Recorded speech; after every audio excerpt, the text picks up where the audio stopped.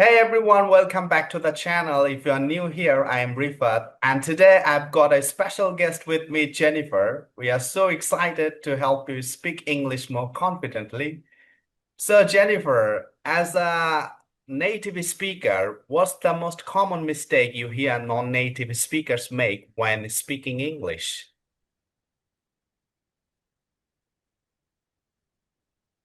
They lose patience with themselves. They try to rush the learning.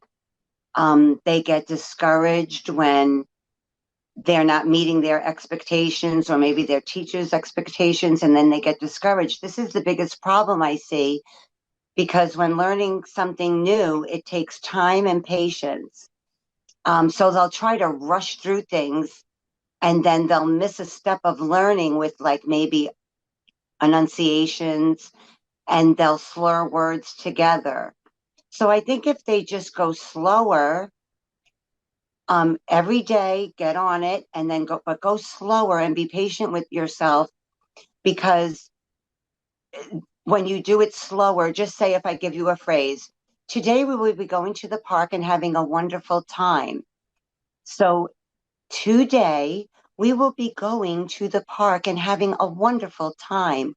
So sometimes you'll hear it like this. Today we'll be going to park to a wonderful time, and it'll be broken up because they're rushing and they're not finishing each word. It's okay to focus on each word. I'm a singer, so we don't worry about the whole song when we're singing. We just look we focus on every single word to make sure every word has a correct frequency, a correct enunciation. So don't think of the whole language, just think of each word and getting it going like that. I think that's helpful. Yes. So it's nice that we have a singer with us who teaches English at the same time she can sing. That's nice. So that's very good. So what's your advice for someone who is too shy to speak English in front of others? Okay. I am also a shy person, and even being on videos like this is a big step for me. So, confidence. Build your confidence because we are all wonderful individuals. We all have great things to offer this world.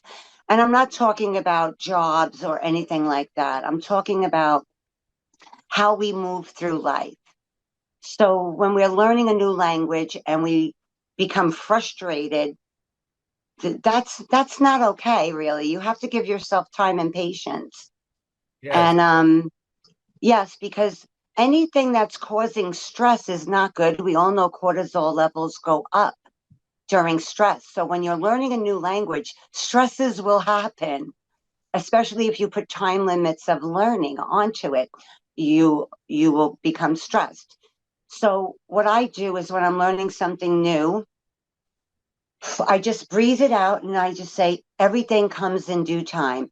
If we work at it, if we keep at it, don't judge yourself. They say we make mistakes, but it's the process of learning. Everybody messes up, right? When we are learning something new, you're going to mess up a little bit. It's okay. This is always okay. It's never wrong to mess up. So, but what the wrong part of that is feeling lower, feeling like you can't do it, feeling like, oh, I'm just gonna give up.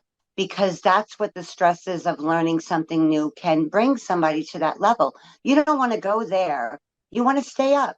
Build your confidence by saying to yourself, it's just a process and I'm going to give myself time and patience to learn this great thing I want to learn. Yes. So when learning English, how important is it to practice speaking out loud? Can you give an example of how you've seen this help someone? Okay, so when we speak something out loud, we should also be speaking it in our non-vocal voices. So we should be speaking inside of our heads in the language we want to learn and the best we can. And then we should also speak out loud maybe in front of a mirror, stand tall. When you make a mistake, laugh about it. Be, oh, let me do that again. Let me just try that another time. Let me try again. And and it becomes quite funny to learn another language. Um, yeah, so basically I would just say to don't give up and keep going. Keep trying, speak out loud. When you speak out loud, you're hearing yourself from an outer, like from outside. When you're looking into the mirror, you're watching the way your mouth is moving. Like, so you can pay more attention. Don't be afraid to over articulate at first when you're speaking.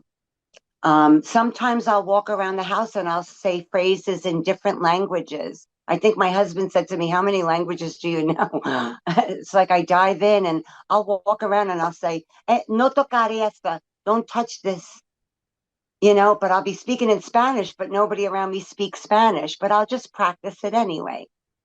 Yeah, And that's and nice. and just have fun with yourself. Have fun. I know it's difficult. I want to learn Greek and I want to learn to speak Bangladeshian so I can Bengali, I meant to say, because I would like to speak to my teacher's mother in her native language. So at some point in the future, I will be taking on the task of learning Bengali. And that's very exciting to me. I'm not stressed about it. I'm not worried about it. I just know it's a process that I'm going to tackle one day and it's going to be quite fun. That would be interesting. So, for beginners, what's the most effective way to start sounding more fluent in English?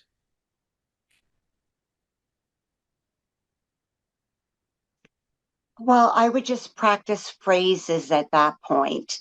Like after you learn words and how to, like, first you're going to learn words so that you can learn to articulate the w or the sh, because we don't have in English the So Yes.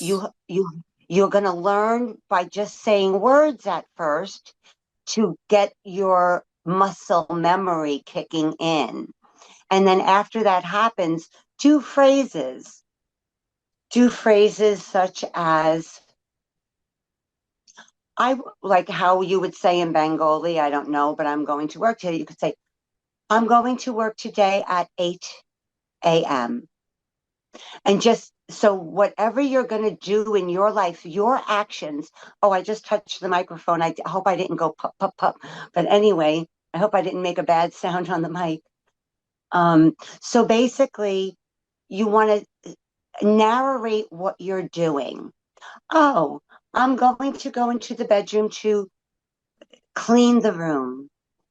I am going to sit in this chair. I am going to sip this cup of coffee. And you just narrate what you're doing by yourself or around other people. Don't be shy. Nobody cares if you make a mistake. Trust me, the only person that cares if we mess up is ourselves.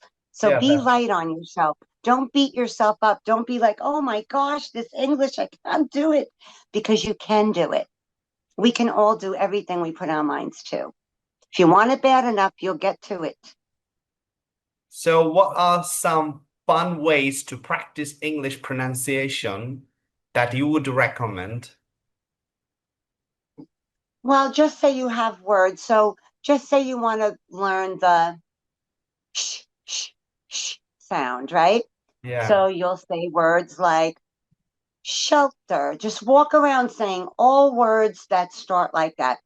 Shelter, shoe, shingle, sh, quiet, be quiet. And then you can learn the sh sound. If you want to learn the k, which is more like in your language would be h.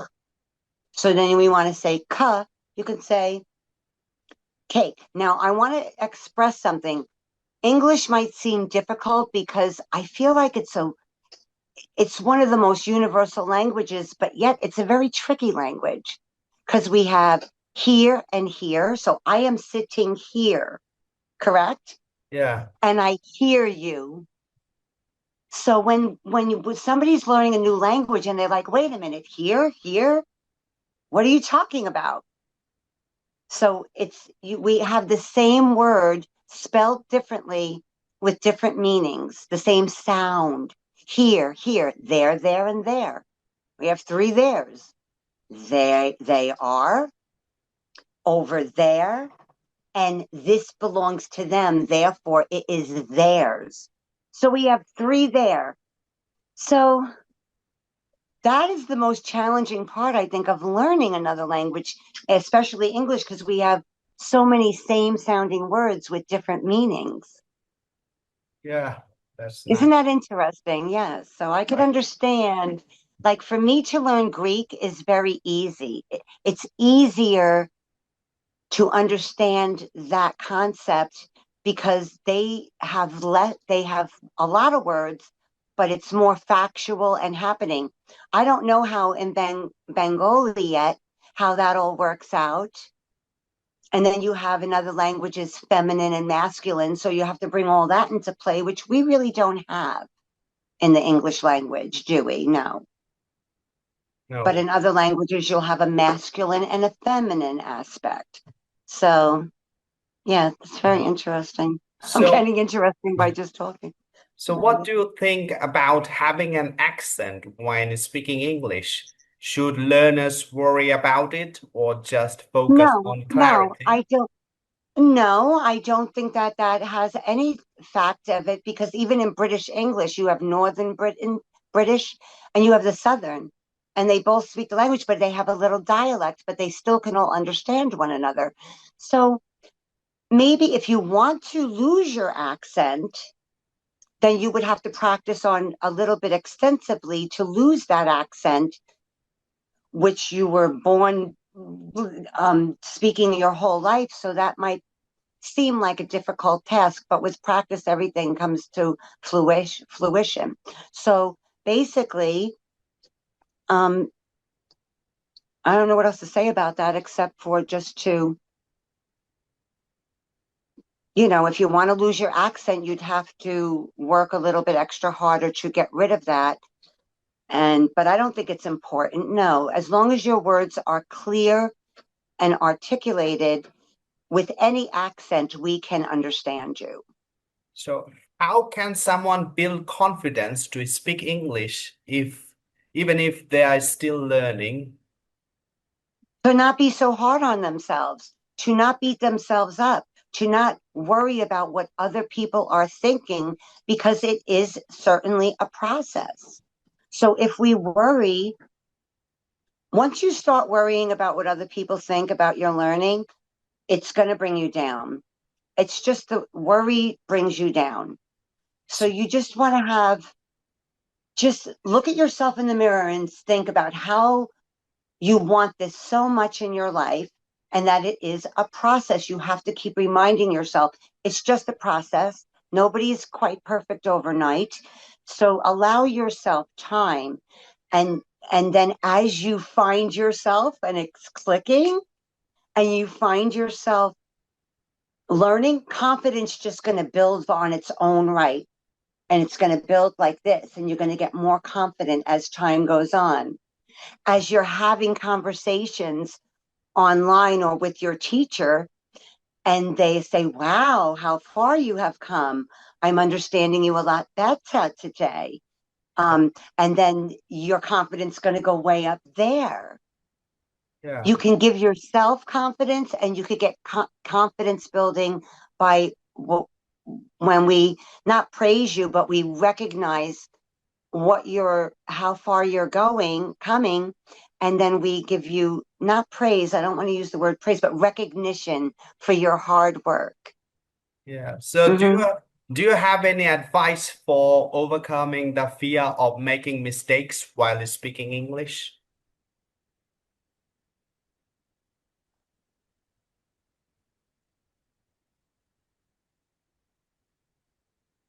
Well, the only reason why one would have fear is if they were worried about not doing well, or I would say knock out the worry and the fear will go away. Um, Fear comes from a negative place of maybe not thinking we can achieve something. So, but certainly we can achieve all we put our hands to. So excuse me, I just have to let out the cat. Yes, I am back. What are we talking about? How to overcome fear Oh, of the like, fear, how to overcome yes. the fear. Okay, so yeah, I would just say, look in the mirror. Sometimes when you look in the mirror, you will look at yourself talking the English. Um, I believe if you practice English on children, you, you won't have fear because, they'll help you to laugh about it. And laughter brings up good emotions, which also builds confidence, believe it or not. So I would really, really discourage anybody from studying around people who don't have their best interest at heart and do not support. Because and don't tell people what you're doing, you don't want to open up avenues for people to come in and say to you, oh, you'll never do that. Let me tell you a little story. Okay. I'm a songwriter.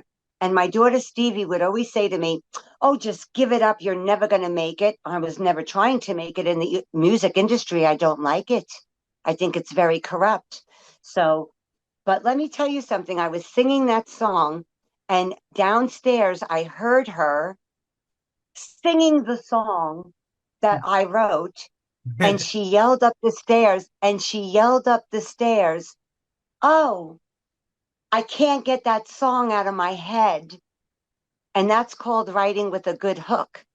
Don't drift away, stay with me. So that got caught in her head from the very mouth of the person who discouraged me. She got hooked on my music.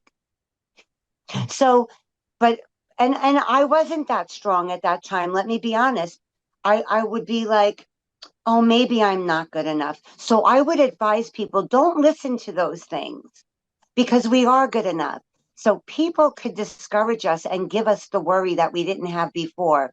So when somebody's saying to you, oh, you're never going to do that, or just give it up and go do this instead, don't listen to them.